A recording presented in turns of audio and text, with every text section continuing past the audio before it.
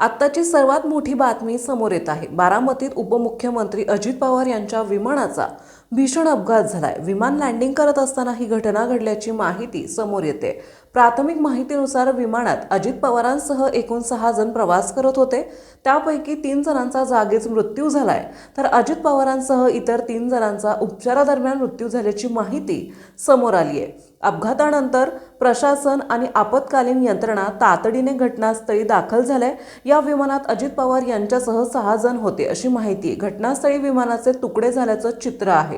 तसेच अपघातानंतर घटनास्थळी लागलेल्या आगीमुळे मोठ्या प्रमाणात आग लागली। डीजीसीएने 6 प्रवाशांचा मृत्यू झाल्याची बातमी दिली आहे। सुप्रिया सुळे, सुनेत्रा पवार आणि पार्थ पवार शरद पवारांच्या निवासस्थानी एकत्र आहेत। बारामती विमानतळ परिसरात 28 जानेवारी रोजी सकाळी हा अपघात झाला। लिअरजेट 45 हे विमान आहे। वैमानिक आणि अजित पवार यांच्यासह इतर 4 जण या विमानातून प्रवास करत होते। अजित पवार हे 2 इतर व्यक्ती आणि 2 चालक दलाच्या सदस्यांसह विमानात होते अशी माहिती आहे। या अपघातानंतर बारामतीत त्यांच्या निवासस्थानी कार्यकर्त्यांनी गर्दी करण्यास सुरुवात केली आहे। संपूर्ण बारामतीवर अजित पवारांच्या निधनामुळे दुःखाचा डोंगर कोसळलाय।